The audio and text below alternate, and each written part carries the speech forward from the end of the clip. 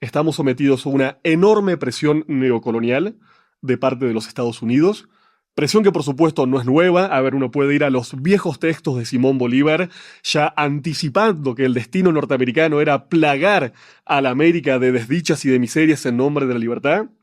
Y hemos tenido una larga historia realmente de intervención imperial, colonial y neocolonial en nuestros territorios. Sin embargo, creo que si nos empezamos a adentrar al tipo de conflicto que hoy estamos viviendo, yo te diría que un parteaguas adecuado es pensar en qué sucedió en la década del 90. En la década en la que yo nací, en la década en la cual, por ejemplo, cayó el muro de Berlín, se disolvió la Unión Soviética y nació un mundo nuevo. Un mundo que en su momento definimos como un mundo unipolar en el cual Estados Unidos parecía ser ahora sí el amo y señor del universo sin ningún tipo de contrapeso estratégico. Bueno, en ese momento, cuando la URSS cae y cuando el enemigo histórico, que siempre fue el comunismo, Sí. a veces un enemigo real, a veces un enemigo puramente paranoico e imaginario, cae, Estados Unidos busca crear nuevos enemigos y ahí empiezan una serie de palabras claves que hoy escuchamos muchísimo en la geopolítica cotidiana. El terrorismo, el narcotráfico, el yihadismo, una serie de formas de asignar ese nuevo enemigo que es, insisto, lo que Estados Unidos comienza a hacer desde la década del 90, renovando esa presión colonial. ¿Cuáles han sido estos enemigos que ha creado Estados Unidos y que prácticamente existen en todo el mundo? Bueno, pensemos en un ejemplo, lo que fue aquí en América Latina y el Caribe, los tiempos del conocido Plan Cóndor.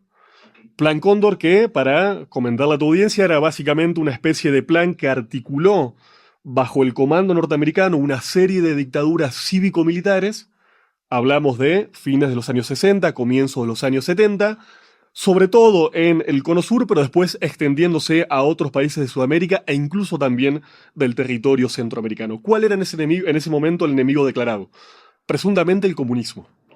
Y en nombre del anticomunismo fueron derrocados una serie de gobiernos progresistas y populares y fueron aniquiladas, por ejemplo, una serie de organizaciones políticos y político-militares.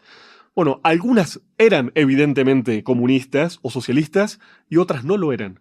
Me acuerdo de un gobierno, por ejemplo, el de Jacobo Arbenz. Era un gobierno nacionalista, un gobierno con tintes soberanos, un gobierno que practicaba una tímida reforma agraria, que claro, tocó algunos intereses norteamericanos. Claro. No era un gobierno comunista. No era un gobierno de un partido comunista afiliado a la Unión Soviética o a la Comintern, y sin embargo fue derrocado en nombre del anticomunismo. Por eso digo que Estados Unidos siempre ha buscado construir una serie de categorías que se han ido transformando con el tiempo para justificar, ¿qué cosa? Sus intereses estratégicos como potencia colonial, los cuales, como muy bien vos indicás, comienzan desde la propia conquista de los pueblos indígenas en el propio territorio norteamericano y se extienden hasta la actualidad. Pero insisto, ese enemigo se ha ido transformando y las formas de batir a ese enemigo también se han ido modificando con cada coyuntura histórica.